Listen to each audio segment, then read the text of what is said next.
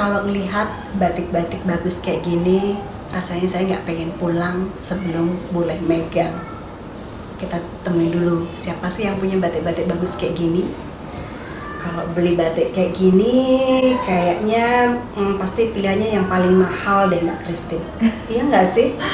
Nggak juga. Atau gimana nih cara milih batik kok bisa bagus kayak gini nih?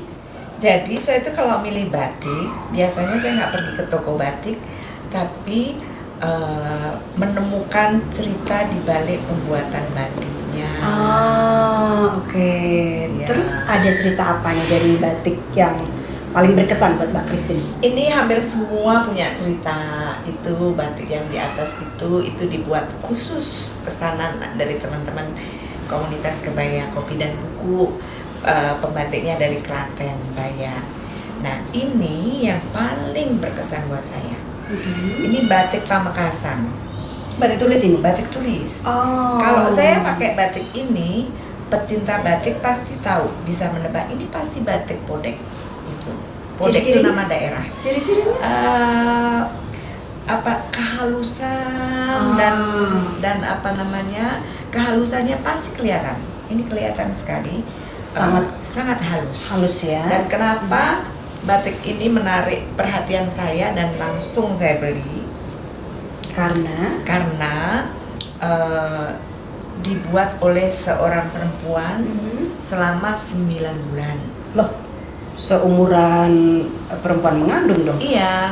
Jadi ada tradisi di Pamekasan, perempuan-perempuan sedang mengandung, dia akan membatik.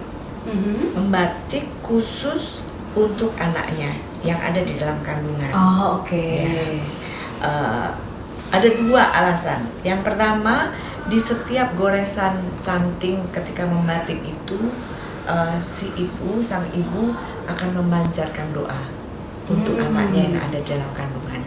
Jadi selalu melantunkan doa untuk kesehatan, untuk masa depan anaknya. Yang kedua, nilai ekonomis.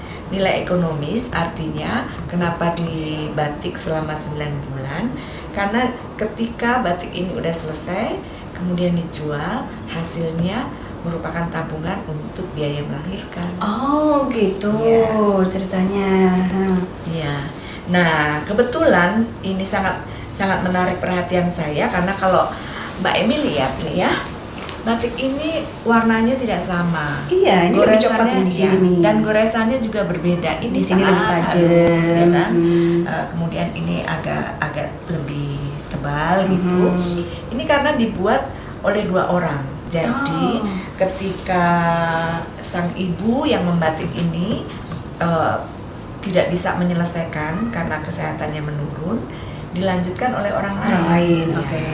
Mungkin kalau bagi orang lain yang melihatnya, aduh kok batiknya beda ya, ini nggak stabil, warnanya nggak ini dan sebagainya. Tapi buat Mbak Christine justru ini yang punya nilai, ya kan? Ini punya nilai yang sangat tinggi. Pertama, dibuat oleh perempuan yang sedang hamil dan selalu melantunkan doanya.